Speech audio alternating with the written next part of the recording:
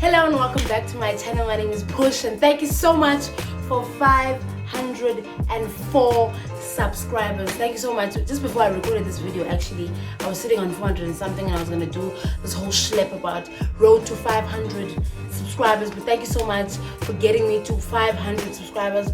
500 people that say, you know what, Push, I fucks with you, I fucks with your videos, I want to watch the content, lace me up with that content. Thank you so much for the love and for the support and for the ntonton. Like, it keeps me motivated, keeps me going, keeps me recording, it keeps me consistent as well. So thank you so much for the people that have subscribed and say, you know what, we fuck with the content, we are here to stay, we want to watch more of you on our phones, on our computers, on our TV screens, if it may be.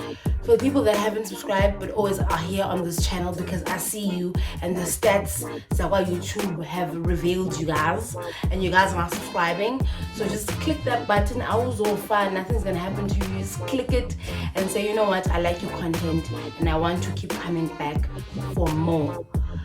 Without getting too much into that, let's get into today's video. I'm sure you've seen by the title and you're just like, okay, Pumelela, get the admin out of the way. We want to know how you came out to your mother, and this is how the cookie crumbles. Let's roll the title sequence.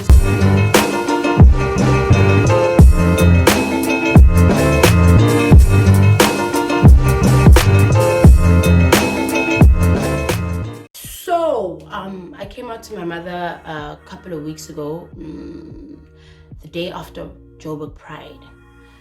So the video before, I don't know, 2 videos back, yeah, the video of Pride, actually, if you look at my energy in that video, I was not feeling okay. I was like, hello and welcome back to my channel. My name is Push and thank you so much for clicking on this video and for supporting my channel.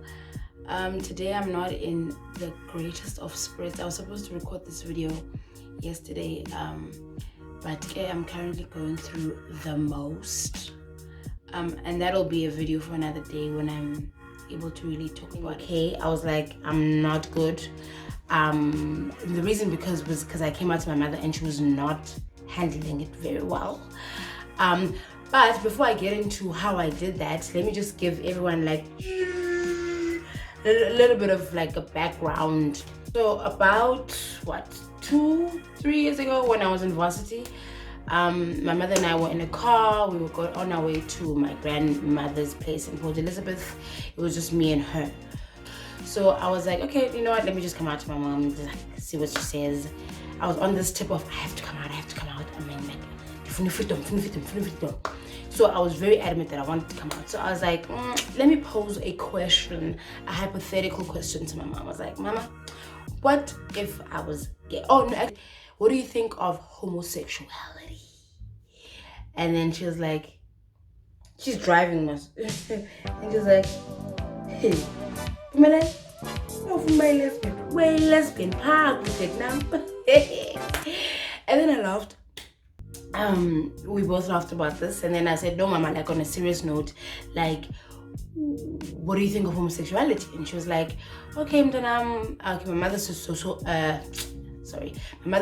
worker, so she's sociology. She sort of like understands society in a global and in a national context. So she was like, well, society is not very accepting of law and all, so it'll take a very long time for us as people to understand it and to really accept it into our society. So I was like, okay, girl, she's a bit like woke in like this conversation it's not as bad as I'm thinking. So in my mind I'm thinking, okay, one day when I really do this, she'll be okay with it. And then she went on to say that I think at the time, it was just around the shootings in America at the nightclub. Yeah, so she made an example and was like, you know what, this one person decided that what these people are doing is wrong and I'm gonna kill them. And she was just saying that, you know, we live in a society that's like this, and you know, things like this are so scary, and there are people who don't want these kinds of people, and it'll take a long time for society to accept. And then I made the example of women wearing pants. I'm like, Mama, and I know she loves wearing pants versus is gay. I was like, Mama, but you wear pants. Like in society that was not a thing back in the day, but now it is.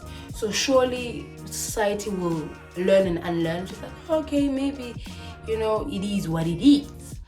And then I left that conversation thinking to myself, okay, no, like mothers, me and her, like sharp, definitely, sure, like she will one day be accepting when I'm brave enough to tell her.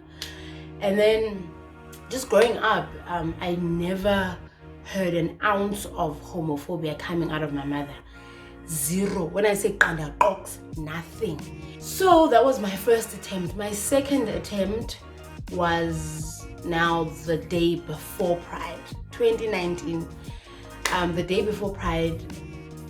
Was it the day before Pride? The day after Pride? Just around that weekend with your Pride, I sent my mom a picture of myself. I just had a new haircut. I was looking suave. I was looking good, okay? So I sent my mom a picture of myself, and then she says, okay, I'll sample uboyish. Oh, so I'll sample, but uboyish. I'm like, I don't want me and Dasmos. And then my mom was like, doesn't do it. And then I was like, hi mama, Dasmos, Jay, guess some. You know what I mean? And then I left it at that. Then attempt number 3, the day after I sent that text, I think it was the day after Pride or the Monday after Pride, I sent her a text. Now this text reads as follows. Well, not word for word, but something along the lines of, Mama, this weekend I went to Pride and I was around a lot of beautiful black women, and it felt so good to be around black women who are just like me. Mama, I identify as a lesbian, and I hope this doesn't change anything between the two of us. It doesn't change anything about me. I am still the smart, intelligent, beautiful daughter that you have raised. Nothing has changed. I just am not attracted to men. And then that was the end of my text. And then I sent it, and then it stood on gray ticks for like 500 hours, which felt like 500 hours to me. And then she said, Pumelela, I cannot accept this. I was so sad. That was the day that I recorded the Pride video, or the part where I just speak in the Pride video. So I was so sad, and my mom was just like, I cannot accept. That's all she said in the text. I cannot accept this. And then I proceeded to explain to her, Mama, this doesn't change anything. I'm still, in fact, I proceeded to try to explain that I'm still the same daughter, blah, blah, blah, blah, blah, blah. And then I think she blue ticked me after that. Then she messaged me the following day.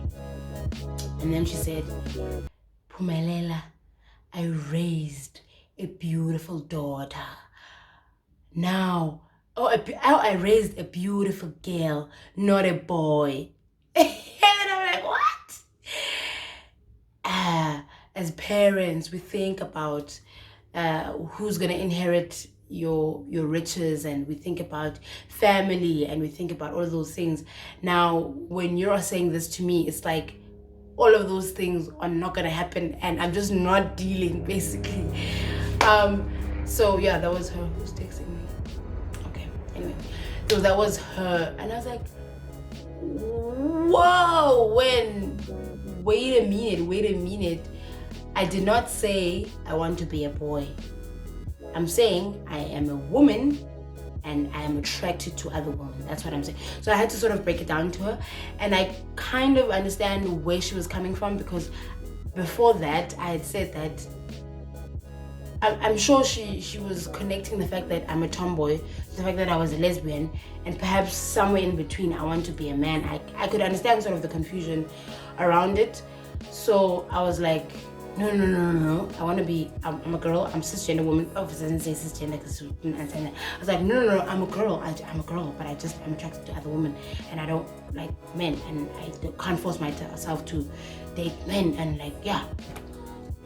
Then she said, I don't know how your father's gonna feel about this. And I was like, hectic stuff, because I asked her not to tell my father, because wow, I'm going. And then she was just like, I don't know how your father's gonna deal with this.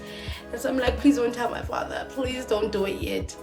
And then after that WhatsApp exchange, oh, and then she said, okay, she then said she thinks that it's probably some late adolescence stage. My mother's a social worker and she works in the mental health department, sort of. So she sort of has an understanding of mental illness and psychology and all of those things.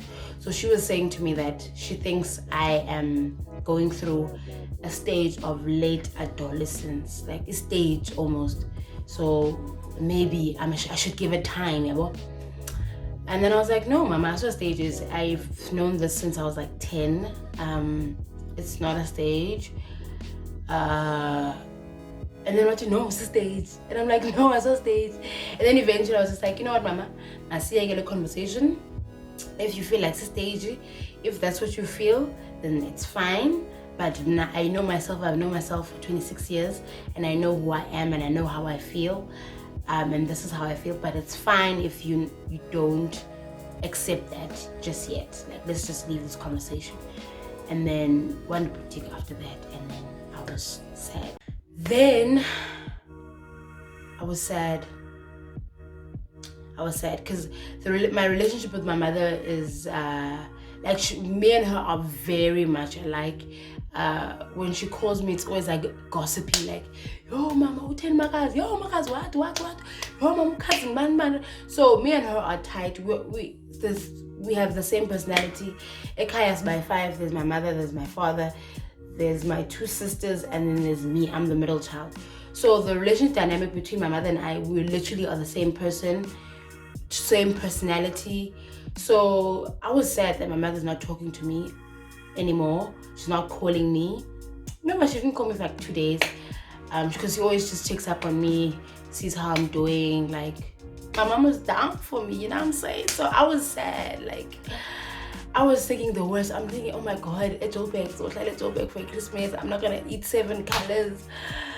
Like, just home gives me such a sense of belonging and identity and just so much, man. Like, I couldn't imagine being disowned, and my mind was racing to all of these different possibilities of. So I was talking to a friend of mine during now this period of me going through the most and overthinking, and just, yeah, I was just in my own emotions. And she was telling me how just because somebody is not emotionally, just because someone is learned in a certain topic or understands something from an academia point of view, or understands something from an intellectual point of view, like she understands, like my mother understands the psyche behind families who want to disown their children. She understands that, and just because somebody understands that does not exempt them from feeling. And that was what was happening to my mother. She was feeling, she was mourning the daughter that she always thinks she had. She was mourning the idea. She was mourning so many things.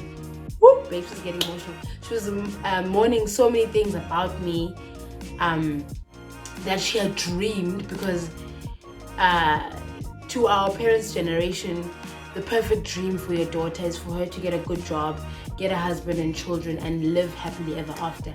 And that's at the top of your success, you know. From their lens, that is what someone who is successful is, or a daughter who is successful is. And so for her, she has to now unlearn the idea of success for me and how that could look like. So my friend and I really unpacked sort of and tried to understand what she was going through as a mother to a daughter. So eventually she calls me on like the 3rd day or something like that. She calls me and like everything is back to normal, like nothing happened. She called me and we gossiped like we always gossiped, and it was literally that. And I guess for her it's she's processing, I guess. I don't know what's happening from her side, and I don't know how parents deal with their children coming out, because I've always said to myself, you know what, I don't want to come out when I'm wanting to get married to a girl now and she has 6 months to process all of this, because it took me such a long time myself to come out to myself. So I must give her the same sort of courtesy of processing it, so that she's okay with it, and you know, she sort of understands it a bit more. Because I think a lot of it, our parents really don't understand what it means. Like, she took transgender and lesbian and put them in the same thing and thought it was the same thing. And I sensed obviously some transphobia there as well. I don't know, I can't imagine what trans people go through as well. Like, it's a lot. So I'd always told myself that definitely when I come out, it needs to be quite some time before I actually want to settle down with anyone, or the fact that I'm with someone shouldn't even be a factor. Like, I must come out for myself, not because I am with someone now and I want to get married. So I'm giving her the courtesy of the space, I'm giving her time. And I also just wonder, how do parents have friends that they can talk about? Because I really think that having a queer child, the first thing parents think is like, yo, bazawuthini abantu, like that's what they think. And I don't think they have an outlet, they don't have anyone to tell, because if they tell anyone, then bazawuthini abantu. So I don't know if they have a support group or something. Like, can all the mothers, and I tweeted this the other day, can all the mothers whose parents are okay with their queerness start a WhatsApp group, bancokole, babe na support group, but understand and try to learn about their daughters beyond the dreams that they had for them, and this nuclear family, this traditional family that they envisaged for their child. So I really, I don't know what parents go through. I don't know what she's going through. I want to go home and have the conversation again, try to sort of make her learn and unlearn some things about what it means to be a queer woman, because I really think she doesn't really understand, and that's where the fear comes from. Yeah, so that's it from me for this week. If you have come to the end of this video, please comment, please subscribe, and I'll be back with another video next week. Thank you so much for the love and support.